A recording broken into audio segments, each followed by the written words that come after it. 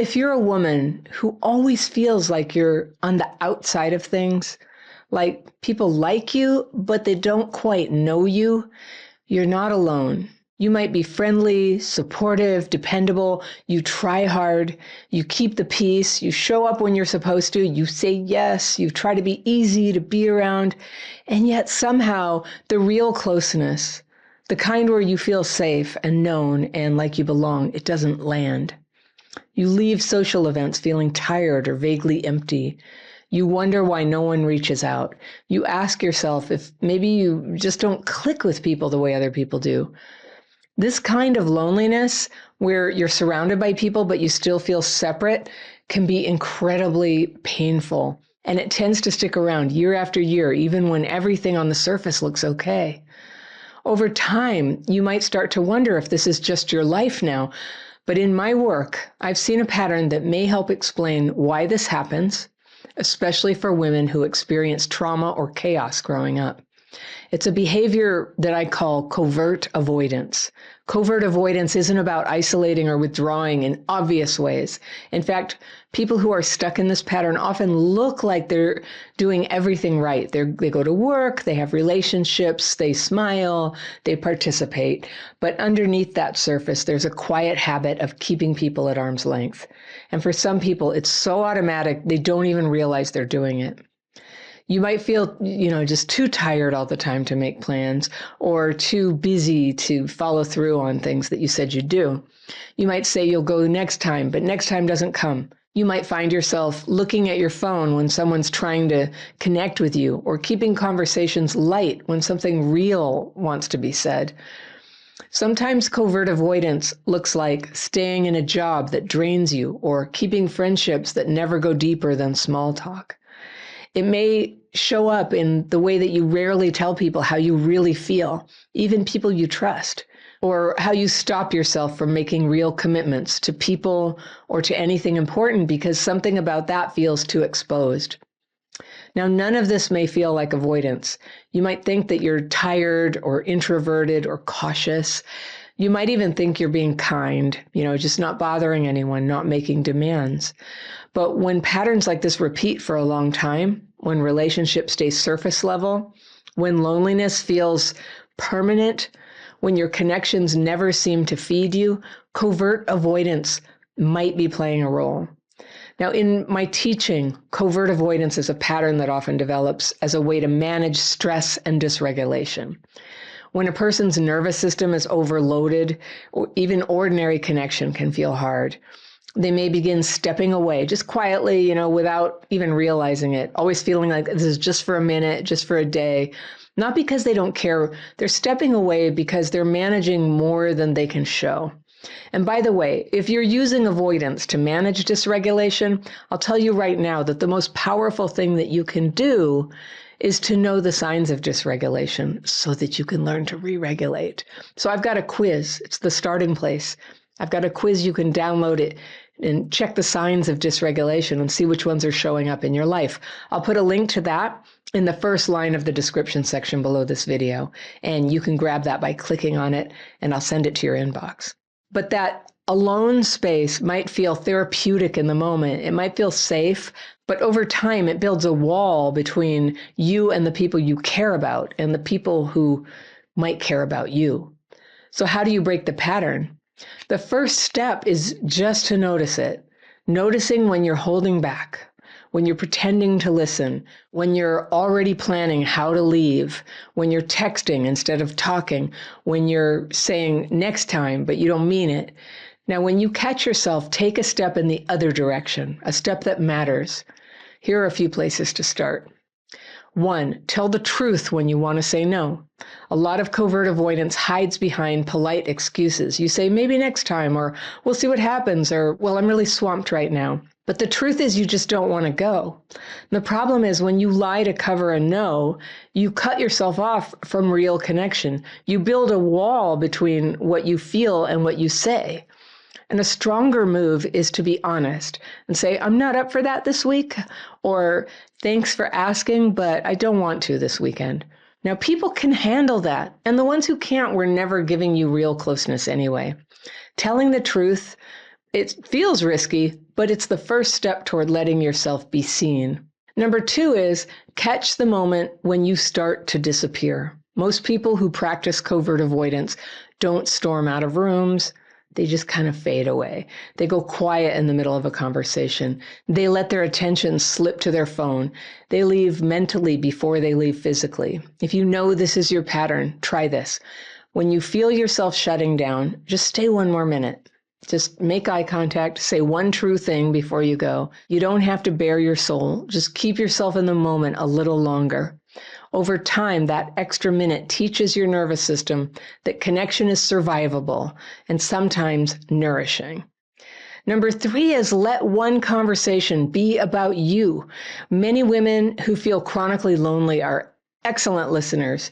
They ask questions, they make other people comfortable, but the whole time they keep their own reality hidden. And if someone asks you how you are, don't brush it off with fine, don't pivot back to them. Share one small, honest detail about your day and your mood or your life. Like, you know what, today was hard. I barely slept last night, or I had something really amazing happen at work, or I'm struggling with something and I'm still trying to figure it out. You tell the truth about these things. That's how people begin to know you. And being known is the opposite of being lonely.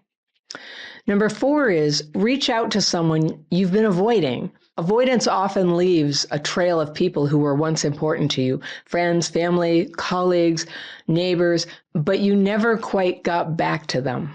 Do you know what I'm talking about? Instead of carrying the weight of guilt or waiting until the perfect time, reach out simply and just say, hey, I know I've been quiet and I'd love to catch up with you. You don't need to justify yourself. You don't need to make drama. It's just an opening. And whether they respond or not, you've broken the habit of hiding. So 5 is stop using, I'm too busy or too tired as your cover. Busyness and fatigue are some of the most common masks for covert avoidance. They sound respectable. No one questions them. But when they become your automatic answers, they disconnect you from people who might actually care. Instead of, I'm too busy, try, I don't have the bandwidth for that right now. Or instead of, I'm exhausted, try, I don't want to commit to that. It's so much more honest, right? It's not about oversharing. It's about aligning your words with what is true. And that alignment makes connection possible. It's something that you might have to just try it to experience it and see how it begins to open up relationships for you when you're honest like that. People no longer feel like you're giving them the brush off by whatever you're saying in your attempt to be, private or have them leave you alone or not challenge you about your reasons. So these moments are very small, but they shift everything, not all at once, but over time. Covert avoidance isn't something that you fix in one try, but it's something that you can notice. You can interrupt, you can work with it, you can step out of it. It's not about being perfect. It's about learning a viable method that you can get re-regulated so that you can afford to accept invitations, to make commitments to people, to say yes to connection opportunities, knowing that if you need to, you can change your mind. Knowing that they're not going to get overwhelming for you because you know how to re-regulate. So boundaries, re-regulation, and honesty will help you start to expand your life from very small, which is what covert avoidance does, lonely and small life, to bigger and more connected life. Because connection doesn't happen when you finally find the perfect people. It happens when you start showing up just as you are. When women begin to practice these shifts, telling the truth about no, staying present one more minute, allowing themselves to be known, reaching out without apology, dropping the too busy mask, something gradual but powerful begins to happen. The sense of separation eases. Not in every interaction, not with every person, but in enough moments that you start to notice a change. You find that some people lean in and conversations deepen, and you feel less like you're orbiting on the edge of life and more like you're part of life.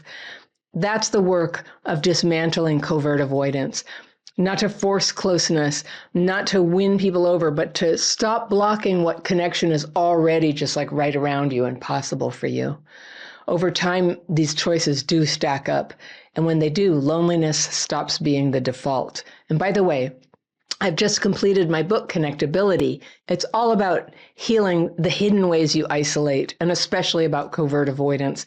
You can heal that and be in your life all the way and connect with people and form the kind of relationships that feel safe and fun and fulfilling for you. I'll put a link below to where you can purchase this book. It is in some bookstores, but it's available through online booksellers just about everywhere. So you'll find the link in the second row of the description section below this video. Or you can find it on my website along with all my courses, or you can go search Amazon for all my books. Coming Out of Isolation, Ending the Great Loneliness that is so often tied up with a traumatic past. This is a problem that takes practice to solve. So don't just stop at watching videos. Set yourself up with tools and with a community of people who are working on connectability too. And one place you can find that is in my membership program. We have this very vibrant online community where we have book clubs, people are reading my books, they're taking my courses, it's all included.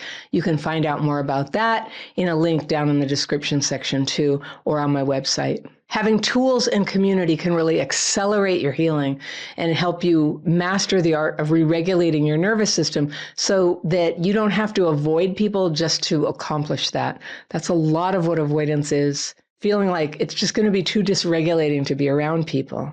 So when you can re-regulate, you can gradually start to enter the world of social interaction again and have it feel good. Dysregulation is what drives covert avoidance in the first place.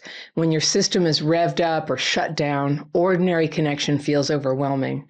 Avoiding, by staying busy, checking out, holding back, it becomes automatic. And the real turning point comes when you learn to bring yourself back to calm, when you can re-regulate. You don't have to avoid.